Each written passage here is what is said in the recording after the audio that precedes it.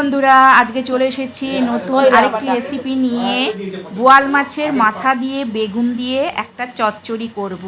আমরা বাজার থেকে বোয়াল মাছ কিনে আনার সময় মাথাটা কিন্তু বাজারেই রেখে দিয়ে চলে আসি, মানে মাছওয়ালার কাছে। কিন্তু এবার থেকে আর এই মাথাগুলো ফেলবে না, এই মাথাগুলো ফেললে নিজেরাই ঠকে যাবে।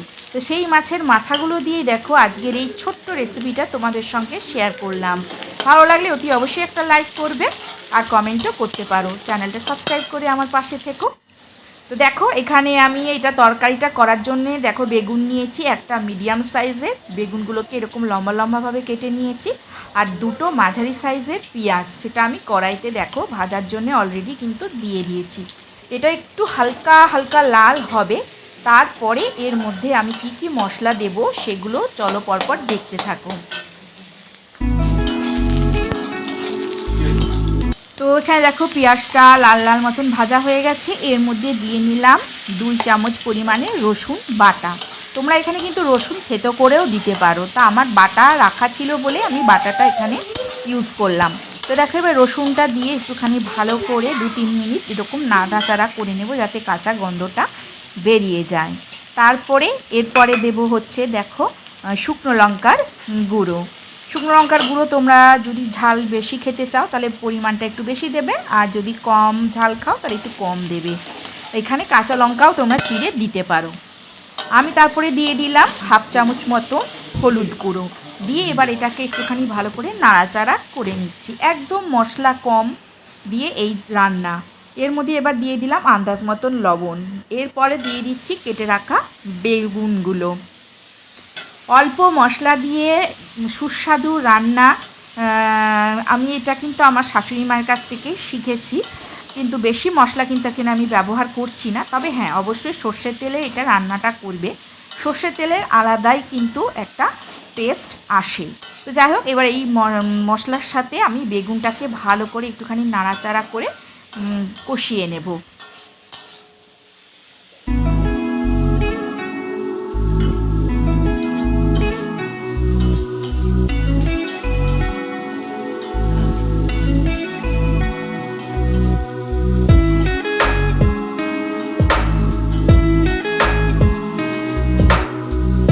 তো দেখো এখানে আমার কিন্তু বেগুনটা ভালোভাবে কষানো হয়ে গেছে। এরপরে যে বোয়াল মাছের মাথাগুলো আমি ভেজে রেখেছিলাম, তো সেইগুলো এখন এর মধ্যে দিয়ে নিলাম।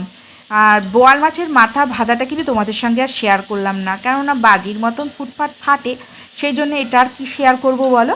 ওই জন্য আগে থেকে আমি বোয়াল মাছের মাথাটা কিন্তু ভেজে রেখে দিলাম। সেই তেলের মধ্যেই তারপরে আমি সমস্ত পেঁয়াজ বলো, তারপরে মশলা বলো, এগুলো কিন্তু কষিয়েছি।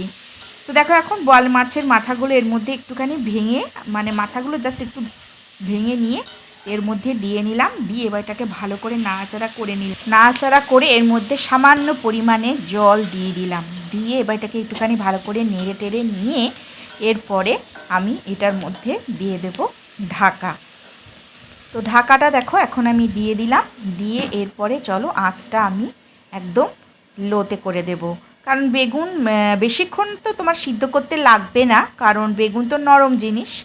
তো দেখো আমি 2-3 মিনিটের জন্য ঢাকা দিয়ে দিয়েছিলাম, দিয়ে এখন আবার চলে আসলাম 2-3 মিনিট পরে। তো আমার দেখো একদম চচ্চড়িটা কিন্তু রেডি।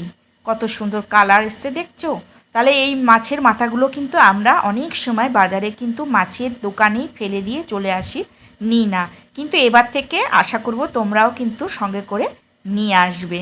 তো এরপর থেকে তাহলে তোমরাও এরমভাবে কাটার তরকারি তৈরি করবে, তৈরি করে বাড়ির লোকেদের মন জয় করবে।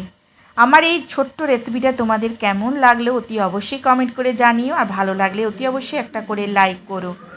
আবার নতুন নতুন রেসিপি তোমাদের সামনে নিয়ে আমি হাজির হয়ে যাব।